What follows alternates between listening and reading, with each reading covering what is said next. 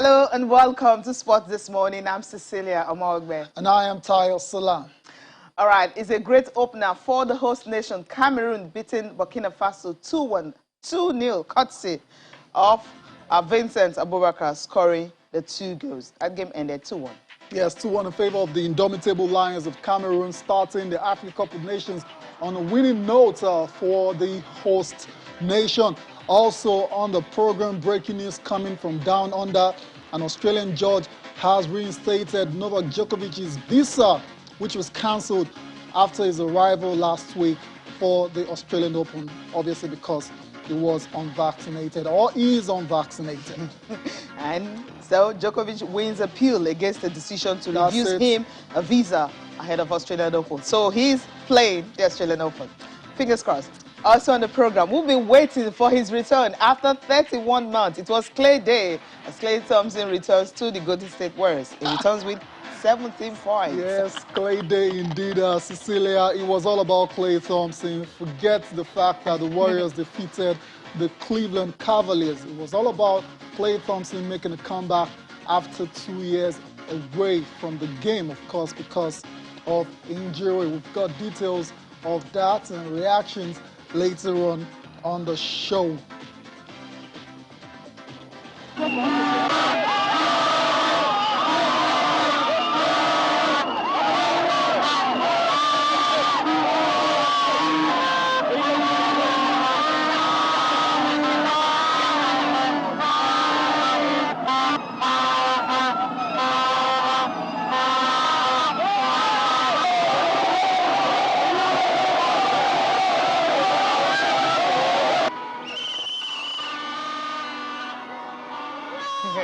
All right, that's what celebration looks like. Cameroon winning their opener.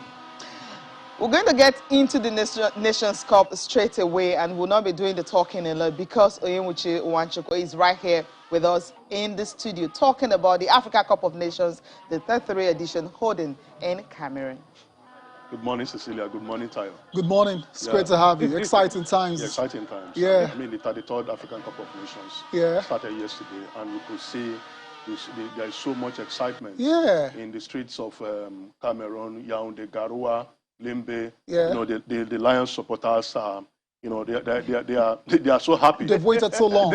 50 years. The hosting right was stripped the last time. Yeah. The COVID set in. They couldn't host last year, and now they have finally, you know, starting to host. So I honestly, for the host country, it's always good for them to win the opening game because the support is always, you know, very massive. True. The followership, they will always go to the stadium. So for CAF and the organizers, I think they will be, you know, somehow happy that Cameroon came back from a goal down to win that particular game. And that's where we're going to go straight away and see a confirmation of the results of the games that were played on the very first day of the 33rd edition of the Africa Cup of Nations. Cameroon 2-1 over Burkina Faso. Vincent Abubakar with 2 goals from the penalty spot. They all count. In the other game of the day, it was Cape Verde defeating Ethiopia by 1 goal to 0. So that's 3 points apiece for Cameroon and Cape Verde in the group. Let's focus quickly on Cameroon, how they were able to recover from that stunner, because that's what our goal was. A fantastic volley from the Burkina Faso player right there. 1-0 up, but then I'm sure the fans in the stadium started to get a bit nervous, like, what's going on, guys? But they responded very well, and 2 goals on penalty spot, and we're talking about a victory for the Lions this morning. Yeah, you could hear a pin drop when that goal was scored. It was a very physical game, very grueling. You know, the 2 teams, the players, making very, very crunchy tackles. And when the Burkinabes scored that opener, you know, the whole stadium went into silence. And you know, the first penalty, you could argue, Angueza, Victor Osimhen's teammate at Napoli, I think he actually anticipated that penalty because inside the box, when you are ahead of the opponent, the man marking you, any slightest touch is going to be a penalty. Sometimes the referee may decide to overlook, sometimes they award it. So if you make the mistake of allowing him to get in front of you and there's a slight touch, it's going to be a penalty. So, but some referees will not award it. But the second was a reckless. It was a reckless tackle. Yeah, back to the first. But the first was debatable. Yeah. Back to the first pen. It was play on initially. Yeah, the referee did VAR now. Like, you have to be very careful. Called him back. With those challenges. You know, like I said earlier, when there is a 50-50 call and the VAR recalls you for the host team, sometimes the referee is also a human being. He might want to give the advantage, knowing that these people are already trailing. But the second penalty made it very easy for the referee because it was a reckless tackle. Yeah, it was. You don't do that in a tournament like the African. You know, I was asking, I mean, if the Burkinabes were told that there's actually VAR in this tournament, I believe maybe if they know. Of course, they're all aware. It was really clumsy. It's public knowledge that there's going to be VAR. What it did was really, how can most of them who are playing in Africa, that are not playing in Europe, and of course, you know, in Africa, most of the teams, most of the country, most of the leagues, they are really not using VAR. How can they really cope? Because at every tackle you made, no matter how soft it will be, if VAR should check, then you're obviously in trouble. So it means you're going to see more penalties, more cards, or something like that at this time. I think the various football federations in the countries are qualified for the African Cup of Nations, especially, like you said, you raised the issue of some players playing in the domestic league. So I think it behoves on them to organize seminars. They have FIFA referees in their countries, you know, to try to educate some of these players. Nigeria does it. So many other countries that I know, they do it. Because the rules are changing. Yes. And you have to know what you are doing. But as a professional player, you should know that with or without the That's where I was going to go. Do I have to tell you to make legal tackles? Those are reckless tackles. Come on, guys. You don't need no seminar. It made it so easy for the referee. Go away with it. It made it so easy. You can get away with it. Maybe you are playing in the domestic league in your country, and maybe the referee some way has been, you know, compromised, and he decides to turn a blind eye to it, but not at this level. Everybody's watching. So they can't get away. You can't get away with it anymore. Can't get away. Also, players, just, you know, if you want to tackle, make sure you tackle correctly. Legal challenges allowed. Stay on your feet. Inside the ball, stay on your feet. And try to shield the player. That is make sure simple. You get the ball. We have watched Van Dijk, top-class defenders, do it. They don't make challenge. They don't go to the ground so easily. You stay on your feet and try to use your body to shield the player. I like a good sliding tackle from time to time. Just make sure you execute properly. If you're sure you're going to get the ball. You get the ball, Okay, all right. I don't mind it. It's quite exciting watching the players going. Make sure you get the ball. That's all that really matters. The second game, let's talk about that one between Ethiopia and Cape Verde. 1-0. Tavares. I have fond memories of the Ethiopians when Nigeria won the Nations Cup. They really gave us a scare. And we had to rely on 2 penalties from Victor Moses to subdue them. But coming into this tournament, I think they were hard done by the red card they got. You know, they were reduced to 10 men. And when you are playing against Cape Verde, you saw what Cape Verde did to us during the World Cup qualifier. So they are very competitive. They have very young players who are not scared of, you know, going forward. So I think Ethiopia will feel hard done. But for Cape Verde, they deserve their victory. And 3 points in your opening game is very, very crucial. Very vital. Because you don't really know, as the tournament progresses, it gets tougher. It's always good to start your any tournament for that matter. And for the 2 teams, that's Cape Verde and Ethiopia. In the pecking order, that's in the hierarchy, Burkina Faso and Cameroon are better rated than the 2 of us. So if you can pick your 3 points from your first game against each other, then going into the games against Burkina Faso and Cameroon, is even if you lose, you might have a chance of making it to the second round. One of the best third place teams. So they're just on a good note. But I felt they should have won that game, especially playing against a 10-man team. They have 1-man advantage, and that goal coming, you know, just a nick of halftime. 45 minutes, was a nick of first half that their goal came via Tavares. And then the second half, of course, there was no goal. So I think Cape Verde, if they couldn't win the game, it would have been a problem, because you're playing against a team that you have 1-man advantage. So it's not sacrosanct. We have seen Cameroon win the Olympic gold with 9 men. So it's not sacrosanct. Cameroonians are different.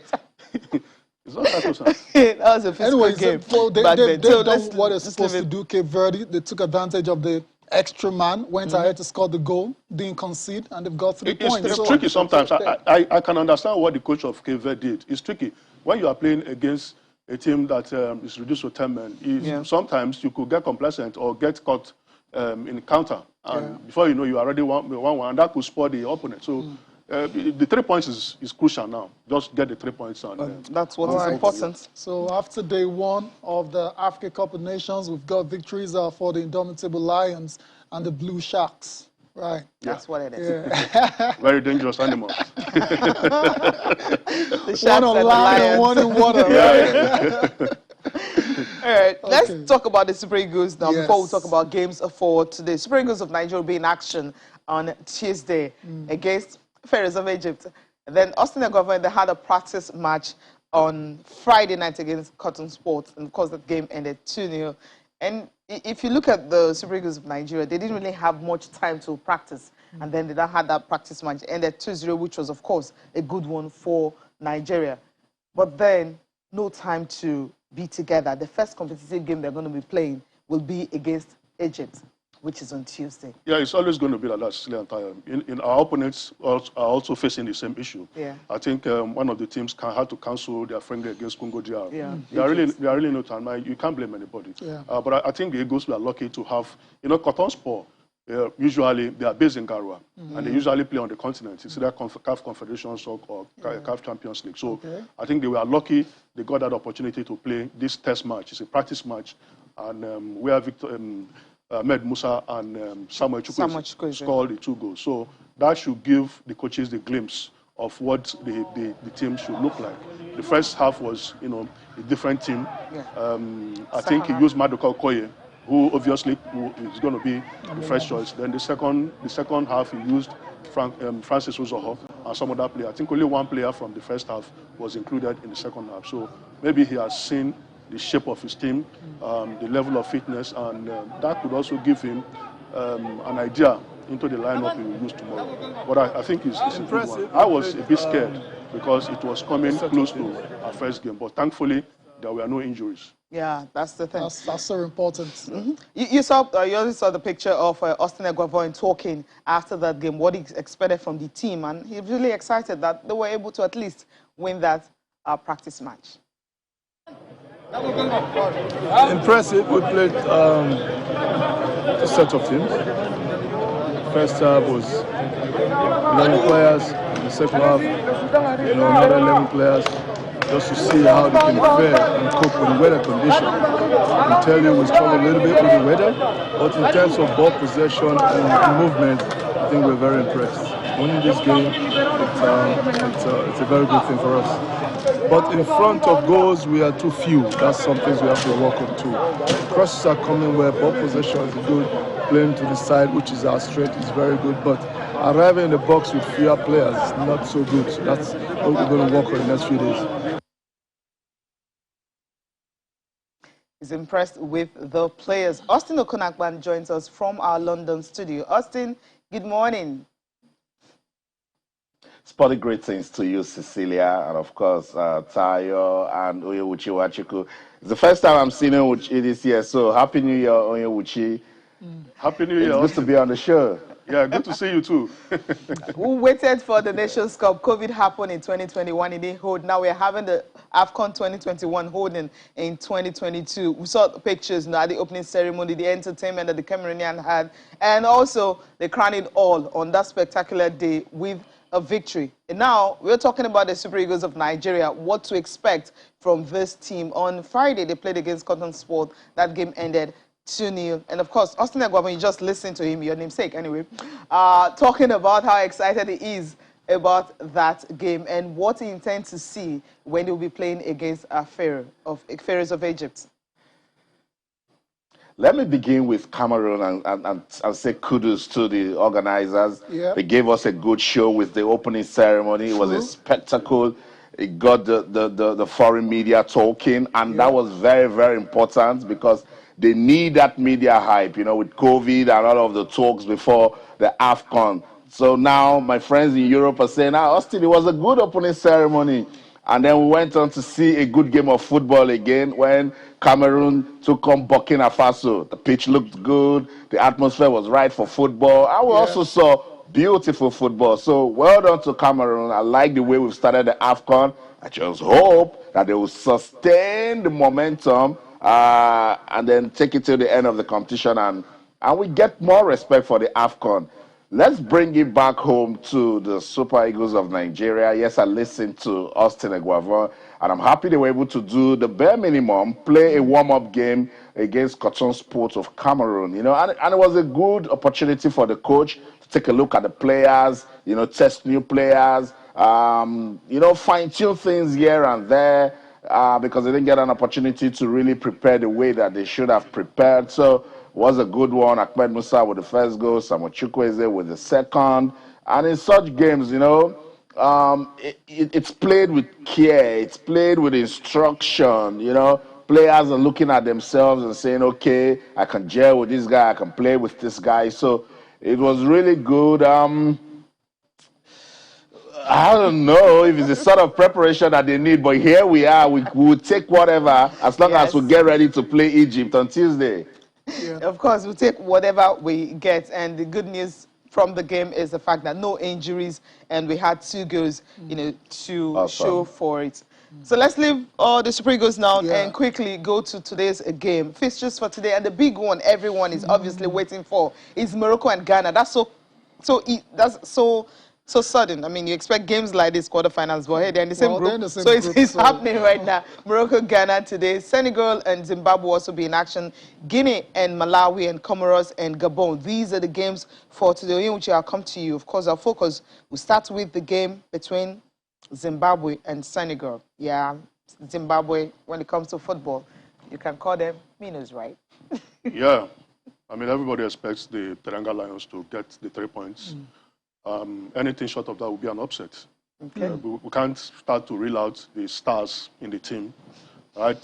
From Chelsea's first choice goalkeeper, the man. Fortunately, he's got COVID. He's got COVID, so is that going to? They still have capable replacements. Of course, you know, of course. He was not even the first choice in 2019 at the Nations Cup in Egypt. It was Gomis, and they were still able to get to the final. So they have depth in every area. So that should not be a problem for them. Okay. So Zimbabwe obviously will want to do some damage control if they can get a draw or possibly hurt them. But I think Senegal are quite formidable. They should pick the 3 points. When you've got that man right there, Sadio Mane. They have Ismail Assar, who Watford had to reluctantly release. It'll be very interesting to see if Sarr plays or any part in this game, because Watford insists he's on his way to recovery. Like, he's still not fit. Hasn't played a game for Watford, but somehow Senegal insisted. They want to see him. They want to see him. Yeah, want to see with their eyes, right? So very interesting to keep an eye on that to see if Ismail Sarr plays for Senegal. All right, guys, let's talk about the big game between Ghana and Morocco. Austin, let's come to you with that one. Ghana. Looking to win the AFCON. We spoke to a Ghanaian journalist a couple of days ago, last week, and he said the Ghanaians are not really expecting too much from the Black Stars. Quite an interesting take from him. Yeah, interesting, and I don't believe him, because my other Ghanaian friends are saying that they have a team decent enough to go all the way at the AFCON, and Coach Miroslav has been saying it that if he gets the connection right, particularly with the quality he's got in the midfield, then Ghana can do something. Let's bring it to the AFCON against Morocco. They won the last 2 of their 3 meetings with Morocco. So if analysis is anything to go by, the momentum is with Ghana. But we know Morocco's quality. We know what Morocco has done with their football, not just for the men, also with the women. So they've done so much, and they've been looking forward to this competition. Remember, Morocco, I think they got into Ghana, into Cameroon right after Ethiopia, and they started preparing. So they had good preparation. The state of mind is good. But hey, guys, it's football, and when 2 big teams meet, you know it's very difficult. So at the end of the day, it is the team that shows character, the team that shows more intent that will go on to win it. But on paper, They've both got decent teams, and again, it's North versus West in African football, and you know what that sort of game gives to us all the time. Interesting. Wow. Interesting. You really can. I mean, you said from those you've spoken with, your friends, they're saying Ghana got what it takes. But sport journalists spoke to us on Friday, said, well, maybe semi-finals will just be where Ghana will end. We'll see how that game will go. But Morocco and Ghana, obviously, it will be one of the games to look forward to today. We need to go on a break now. When we come back, of course, to just look at other games and then go straight to Nigeria Professional Football League, where Remo Stars are still unbeaten after 5 games.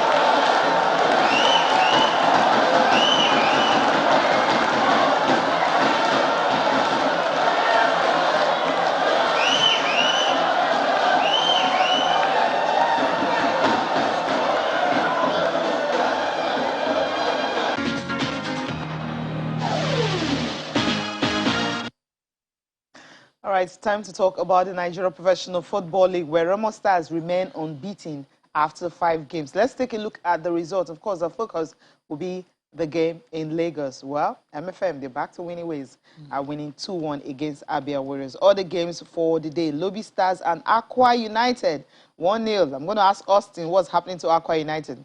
Remo Stars and Plateau United, just 1-0 alone was enough for them to remain unbeaten in the league. Newly promoted side, interesting one, happened on Sunday. Enyimba and 3SC, Enyimba, after losing back-to-back, they're back to winning ways against 3SC, ended 1-0. Heartland and Wiki Tourists, 1-0. Sunshine Stars and Kano Pillars. That's the game of the weekend. It's a shocker. Surprise results of match day 5. You also have Kwara United 1-0 against the Rangers, and then the Kada 2-1 over Nasarawa United. And one thing that you notice, and last but not the least, was the same scoreline between Katsina United and Gombe United as well, 2-1. Onyewichi match day 5. And one thing you notice straight away from this result is how tight the margins are. Very, very small margins. 2-1, 1-0, 2-1, 1-0. Apart from the game between Sunshine and Kano Pillars. Yeah, what's going on? Why is it so early? usually get this kind of results towards the end of the league. And it's getting tougher, and teams have started realizing that if they continue to drop points at home, they might sink deeper into relegation waters. I think for Sunshine, the first victory of the season after 5 matches, what a big relief, for them. Since they are not playing in Akure, their traditional home ground, using Ijabode as the adopted grounds. Yeah. Pillars really, really poor on the day, and I think Sunshine Stars were quite impressive. I followed proceedings on the social media, and they deserve their 3 points and 3 goals. So Pillars could, after beating Yimba, everybody expected that that could signal a turnaround for them in the season, but you can't achieve anything if you are not consistent. If you are winning at home against Yimba, a big team, then you go away and lose 3-0. If you have, like you said, 1-0, 2-1, it would have been said it was keenly competitive. But this one was, they were thoroughly massacred. Because prior to this game, Sunshine they haven't even won a game. This is their first victory. They've not scored a goal. Yeah. So that's why it's interesting. That's why I was shocked when I saw that scoreline. First half was goalless. I felt, okay, it's Kano Pillars they're playing against. But somehow from 69th minute, 75th and 80th minute, Sunshine Stars just started. I'm like, let me ask Austin this question. Austin, I mean, for Sunshine Stars, they didn't start the season so well. Yes, some of the players have been complaining about non-payment of salaries and issues like that. But what really happened in the game against Kano Pillars, I can't really put my fingers on it at all. How they turned things around from not scoring a goal in their last 4 games and scoring 3 against almighty Kano Pillars. Welcome to our world of football, Cecilia. Where when you think you know it, you get stunned, And for players of Sunshine Stars, they don't want a repeat of what happened last season. Remember, I think it was after match day 7, that 4-1 win against Rangers. They went on a long, streak of not winning matches. So these are early days. Try to gather the points that you can get so you don't put yourselves under unnecessary pressure. For unpaid wages and salaries, that's the usual tone of Sunshine Stars, and it's a shame that the administrators in the state are not doing anything about it. I know some people who have come to me to say, they wanted to take over the club, they wanted to put money into it and get some private ownership, and then the Ondo State government is not agreeing. But every season, we hear of unpaid salaries from Sunshine Stars and even Sunshine Queens, and that's not good. But for the players, guys, that's the bare minimum they can do. When they wear that jersey, they represent themselves, they represent their family names, and they're always thinking about playing good football to get out of the country. So when you have an opportunity to do that, you take it. So against Kano Pillars that hasn't been so impressive this season, if they are donating points to every team, Sunshine Stars are like, okay, let's take our own.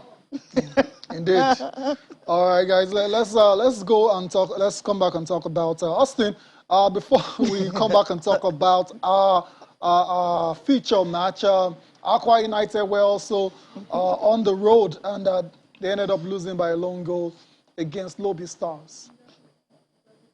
Yeah, it was also a difficult game for the defending champions.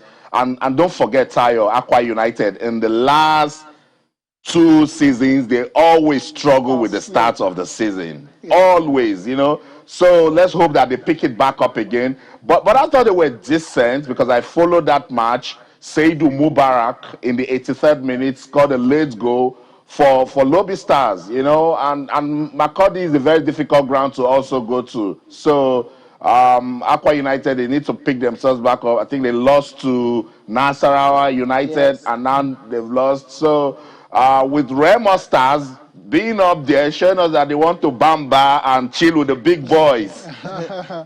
Aqua United and some other teams should start finding ways to get the points. Otherwise, the league table will stay this way till maybe mid-season. It's still early doors. But since you mentioned it, Remo Stars are still unbeaten.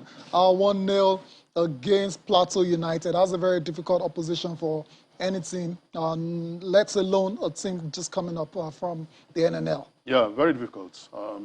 The scoreline, underscored how very difficult the game was. And, I think the hallmark of a team that is desirous of winning anything from the season. It's even the game is difficult, you grind out a win. And they have done that. They have only dropped points at home this season against Nasarawa United. That was 2 weeks ago. And in 5 games, they won 3. They've drawn 2. And they have even gone away from home to win. Yeah. So it means that they have not lost. And they have only conceded once against when they played Dakada last weekend, the game that caused a lot of problem for Dakada, which resulted in them being banished to the Samuel Ogbomodia Stadium. So it's looking very good for them. I think they are a decent side, very disciplined, scoring goals, and also very tight at the back. And it's looking quite good. And, they have the structures. I think you've talked about I think we should all go to Remo and see what the owner of the club is doing there. So the players should even get motivated by everything they are seeing around them. Austin, 11 points from 5 games for Remo Stars, but the coach, Gbenga Ogunbota, who you we know very well, keeps insisting that Remo's goal, target for the season, is to be a top-flight side, to avoid relegation, basically. And you kind of feel that's a way of just taking the pressure off because they're looking very good at the moment. Exactly, Sayo, and he understands this sort of football. To whom much is given, much is expected. Onyebuchi keeps telling us about the beautiful thing happening in Ikene and what Remo Stars they're doing, to be different. And you can see it on the pitch. The players are happy, they are motivated, they want to play football, they don't see themselves as a small team. Look, football is up here, it's mentality. You say a team is a small team, but they have better facilities than the so-called big teams.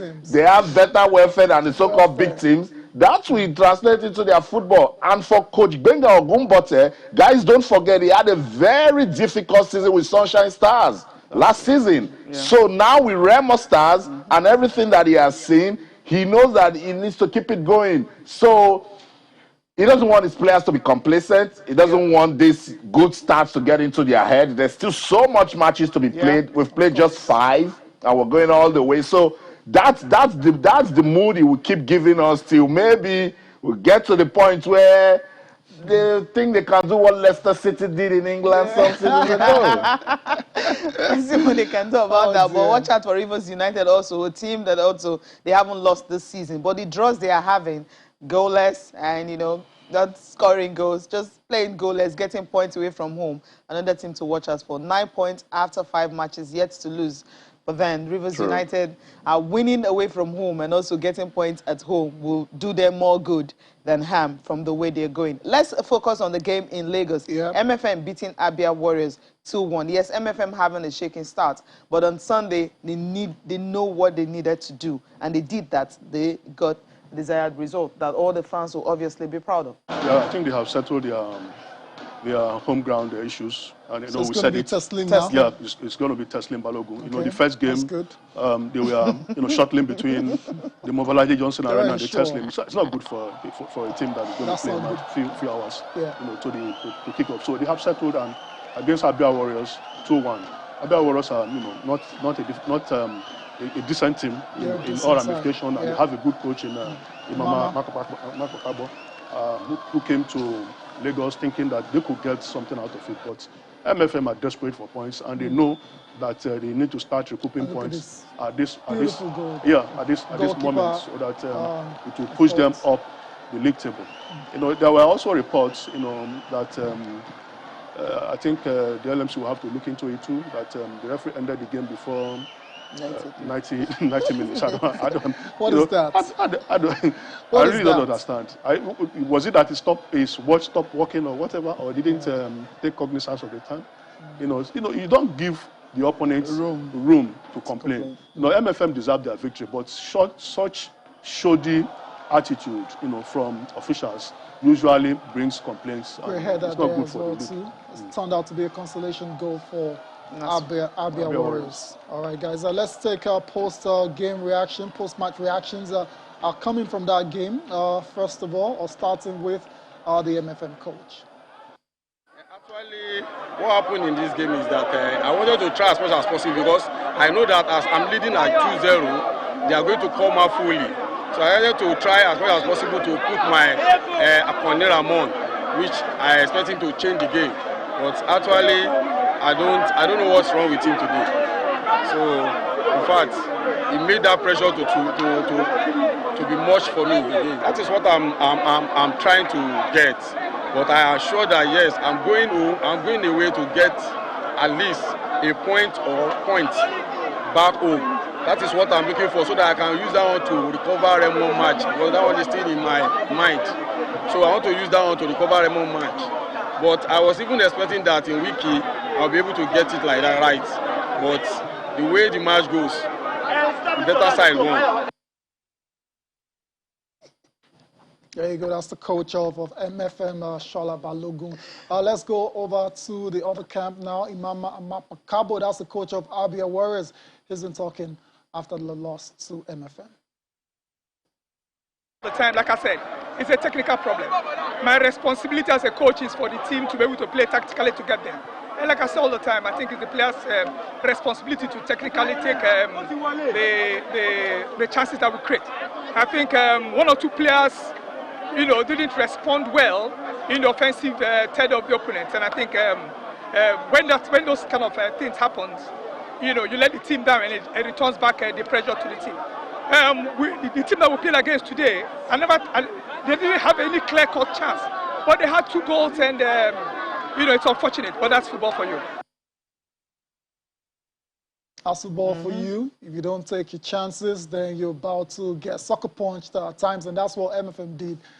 They were very clinical with their chances, and that's why they were the winners on the day. Austin, MFM and Abia Warriors 2-1. You heard Coach Imama there complaining or ruining the missed opportunities. Yeah, and that's football for you. When you get those opportunities and you don't take them, it will hurt you. They got that consolatory goal. If they are taking their chances, maybe they would have left Lagos with a point. Let me just disagree with Toyin a bit, because I know Abia Warriors, they struggle all season, but I think after match day 5, they've not done so badly. Lost to Aimba in their first game, went on to beat Sunshine Stars on the second, played a draw in the third, and I think another draw in the fourth, and then they've lost this one. Compared to last season, where Coach Imama couldn't sleep because of the results that they were getting, So with this one, you will go back, try to, arrange that stiff neck and see ways to bring Abia Warriors back to winning ways. Well, it was a good win for MFM. They needed that, and if you listen to Coach Shola Balogun, that was some relief, because they just can't get that loss to Remo Stars out of their head, And he's saying that he hopes they can go away also and get that point so that they can get back into the league. It's a beautiful time in the Nigeria Professional Football League. Indeed. Hopefully can carry on that way. I just want to say that you actually acknowledged that Abia Warriors are a decent side. Yeah, so I think Austin didn't get me correct. Yeah, he didn't get me correct. All right, so that's settled there. Cecilia, let's move on with the show now. All right, moving on quickly, just real out results from the FA Cup. Shockers do happen. I mean, when some teams feel, okay, I can actually play no matter the team I'm playing, even if I'm going to play the under-16 boys, they can win. But somehow, football doesn't work like that. Let's just read out some of the results, what happened, the upset that happened in the FA Cup. Starting with the game between Charlton and Norwich City, ended in favor of Norwich City. Liverpool, of course, no matter who they're facing, the top side, they won. Tottenham also won. West Ham beat Leeds United. Wolverhampton winning. Nottingham Forest beating Arsenal. I go to nil. And so, it's then on Saturday's game. That was where we have most of it. Chelsea, yes, won. West Brom won. Newcastle lost to Cambridge. Leicester City beating Watford 4-1. And Crystal Palace winning. And Burnley also winning. So 2 shocks in the third round of the FA Cup. Newcastle, the issues are well documented in the league, the battling relegation, and you would have thought, if they're going to win, go deep in the FA Cup, perhaps they might just take some momentum from that. The other angle is that you might say, now that they're out of the FA Cup, they can focus on their survival battle. But then Arsenal losing against Nottingham Forest again in the third round, obviously, is the biggest shocker of the third round games. Absolutely. I mean, for Newcastle, the headline was the richest club bundled out of the FA Cup. You know, it's more troubles for Eddie Howe. Like you said, now they can't concentrate on their survival. They have bought Kieran Trippier from Atletico Madrid, and they are looking to get more players to beef up the team. So that I mean, it will be a travesty for a club that has so much resources at their disposal to be relegated to the Championship. For Arsenal, again, Nottingham Forest, I think it's quite shocking based on the form of Arsenal in recent times. If it was like 10 weeks, 12 weeks ago, you could argue that they had a dip in form, but Arsenal has been quite phenomenal in the Premier League of late. Even the League Cup semi-final that was postponed, everybody, the Arsenal faithful also fancy their chances against Liverpool based on what they have done in recent times. But to lose against Nottingham Forest is shocking. But this is the FA Cup. It's the magic of the FA Cup. So that's why every team is open to every team. You come, you aspire, and on the day, if you believe in yourself and you take your chances, then you could go as far as you want. You can upset the apple cart, and that's exactly what the Forest have done again. Yeah, Austin, quickly, let's just ask you concerning the FA Cup. You monitor most of the games this shocker because Arteta said that they were not at their level, no shot on goal at all. That's what happened to Arsenal. Abject. I mean, Arsenal. Ludicrous. Yes, he made a lot of changes, but when you have Bukayo Saka, Martinelli also there, do you expect something better from a squad like Arsenal? Yeah, whenever a big team is playing, a smaller team, you expect the bigger team to go on to win. But guys, it's not the FA Cup. For me, it's the upset cup, and I keep telling you guys that this is where anything can happen when the small boys have an opportunity to get into the media space, to get mentions, to put some respect to their name. They take it. Nottingham Forest, we all know they come with a lot of history in English football, so they needed to prove a point against the Arsenal, and they did just that. I feel a little bit bad for Arsenal because they need the momentum to go on and maybe seal a top 4 place in the league. When you start losing these sort of games and leaving the FA Cup in the 3rd round, the media will come at you and bring some distractions to you.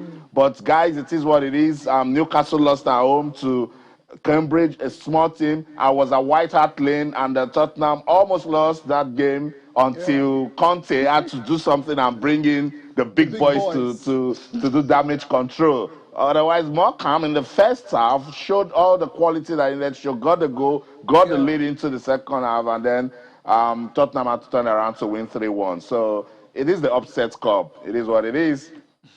It's what it is, Austin. Thank you so much for joining us this morning. Always a delight, guys. Thank you so much for having me on the show. All right, we need to go on a break. When we come back, of course, we'll be talking about Novak Djokovic. His visa has been reinstated. He won the appeal, so hopefully it's going to be playing at the Australian Open. And also, Klay Thompson returning to the Golden State Warriors. We're not going to lay the blame on anyone. All I can say that primarily because there's much conflict in information, much contradictory information the whole time. There's every single week we were talking to Home Affairs, we were talking to all parts of government to ensure that, one, we were doing the right thing and we were on the right process with one of these exemptions, but knowing also that everyone coming in had to be vaccinated, and we were at that point. So the conflicting information and the contradictory information that you receive is because of the changing environment. We are in a very challenging environment for everyone that's been involved in this process. I would like to see him play the Australian Open, yeah. All right, that's the explanation he's trying to give. That's the director of the Australian Open, Craig Tiley, trying to explain, the whole confusion concerning that visa issue. But it's a whole lot to talk about Tayo Onyewuchi. I mean, when he won the appeal this morning, we were happy. But then there's still other, T's to cross and, I's to dot. There's so many issues concerning this, and everyone is really afraid that will Djokovic really play at the Australian Open? It's going to start on the 17th, and today is 10th, just 7 days to go. 7 days to go. Yes, also seeing pictures out there of Djokovic's Nole's fans. They've been keeping watch for the past 4 days now at the hotel quarantine. But I imagine they're all excited with the news now that Djokovic has won his appeal to stay in Australia and obviously play at the Australian Open. But despite this, victory in court, we're hearing that the Minister for Immigration, Citizenship, Migrant Services and Multicultural Affairs will consider whether to exercise the personal power of cancellation. So, I mean, why would they want to do that? It's not. Why would they want to even consider this at all? I don't really know how to explain this. It's just a mess. I think when the Australian Open starts on July 17, what is happening now, more people are following this who may not even follow the Australian Open. Because when it was going on virtually, the hearing, the decision that was taken today, I learned the site crashed. And some people hacked into the site and started showing a lot of rubbish. So a lot of people are following keenly. And I think this will set a precedent, whether rightly or wrongly, about COVID-19 policies. Djokovic said he was given an exemption. He has been given an exemption based on the fact that he suffered the virus last month. I said he followed all the medical requirements. Before entering Australia. And these people are saying we have revoked your visa, put him in a hotel in Melbourne under guard. This morning, his visa was reinstated, and they are threatening to revoke it again. So what is really going on here? If you are applying for a visa to go into a country, it's assumed that it is the government of that country that has given you a visa to come. So why is there such a dispute between the organizers of the Australian Open and the Australian government? We're just going to hope that this is the end of it. Nothing else comes out of Djokovic. Is free to go on and defend his title, because frankly speaking, it's been an absolute... And he has won it 9 times. Yes, it's been an absolute mess right from the very start to this very moment. So hopefully that is the end of it.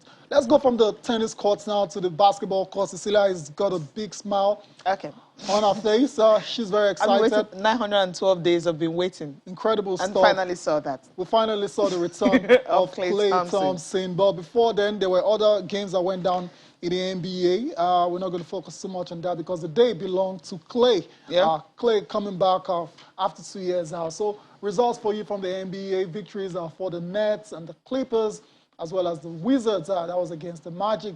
There were also wins for the Toronto Raptors, the Minnesota Timberwolves, as well as the OKC Thunder, the Chicago Bulls. That's the end of their winning streak. They lost against the Dallas Mavericks. The Cavs against the Warriors. That's going to get us talking shortly. The Kings were losers against the Trailblazers, while the Grizzlies defeated the almighty LA Lakers. Not this season. They're not almighty this season. Okay, Klay Thompson returning to the NBA after 31 months due to injury.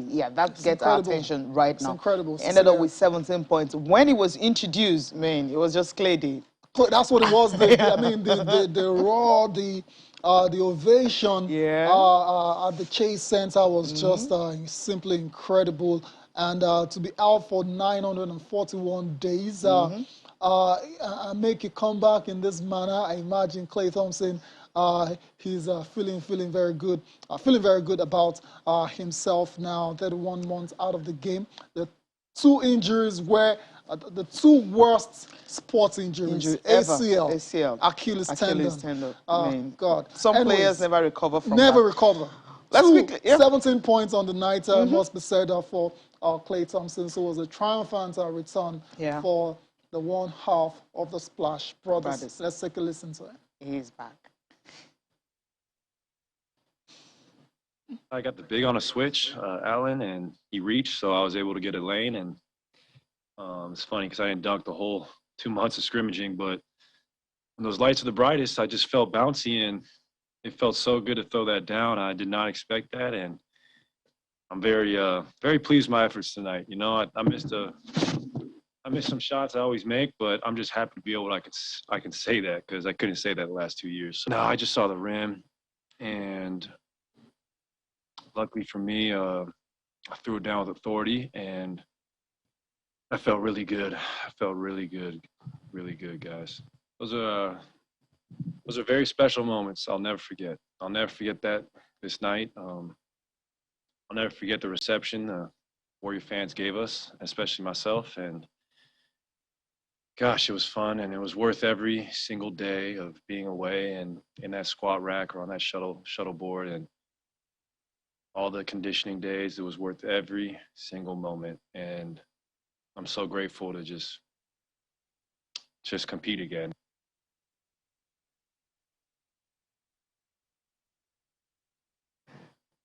All right, return of Klay. We're really happy that he's able to compete again. He had 7 of 18 shooting and getting 17 points on his return. Quickly, we'll also take a look at the papers. Yeah, before we look at the dunk. Okay. Yeah, 12,000 career points as well as 1,800 made 3-pointers. Top performers, 31, 3 and 6 for Fernie Simmons of the Portland Trail Blazers. Next up is Karl Anthony Towns' massive game, 49 and 7 for the Timberwolves in their victory over the Houston Rockets, who are on another losing streak at the moment. The King James, 35, 9 and 7. Not enough. Not enough. All right, papers right now, starting with Sporting Life. And Sporting Life here, Oyewuchi is the deputy editor, you know, so he's right here in the studio. So, COVID test for Eagles today. Exercise, okay, you just have what Super Eagles will do to that's the front page here. Awoni will miss Osimhen at AFCON. Yes, Osimhen recovers from COVID. Yeah. Thank God for that. Musa declares Eagles can win 2022 AFCON, 2021 AFCON. Egypt hoping to avoid COVID-19 scare in Nations Cup. Hopefully, we don't also Super Eagles are able to very avoid careful. that. We've seen teams being decimated by COVID.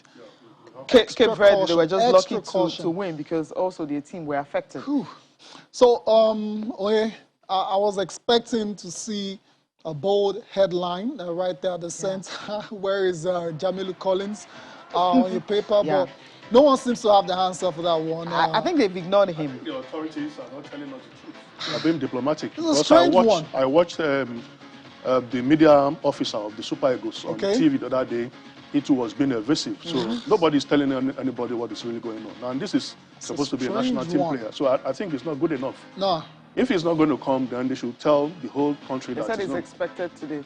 Again, today it wasn't yesterday. Yeah, it was They've been expecting him for like how many days now? But he's not playing. So what is wrong with him? Is he injured? Is he okay? Let us know. Exactly. He's not playing for his club. Okay, let's just know that we have 26 players in camp with the Super Eagles of Nigeria. All right. All right. Okay, let's go to Complete Sports now. It's dominated by AFCON stories. I want to say my dream to score goals for Nigeria. Well, you can start by doing that against the Pharaohs on Tuesday. Nwakali win Cameroon to write history. Reviews how Iguavoin wants to play. It's very interesting as well. Osimhen recovers from COVID. There's also Salah getting special boots from Adidas. That's a bit worrying, considering that we're going to be taking on Egypt in about 48 hours. Well, I think it's just marketing strategy for Adidas to boost their brand. Yeah. As simple as that. That's not going to have any effect on when we play them tomorrow. Yeah, we'll beat them. Sporting Sun is the last one this morning, and Real Madrid and Chelsea to cough out 80 million euros for Victor Osimhen. Interesting. So that's the headline I'm taking away from here. 80 million quid for Victor Osimhen. Real, Chelsea. Well, you know, these transfer issues are always in the realm of, speculation before it becomes a reality. You know, they could fancy they're getting Osimhen on their side, but will Napoli sell? That's the most important So Real Madrid have gone from targeting Kylian Mbappe and Holland now to Victor Osimhen. Come on, need guys. him. Come on. Uche, thank you so much for coming on the program. My pleasure. Appreciate your time. Appreciate your time as well, too. Thank you for watching. Enjoy the rest of your day. I am Tayo Salam. I'm Cecilia Mogbe. Bye for now.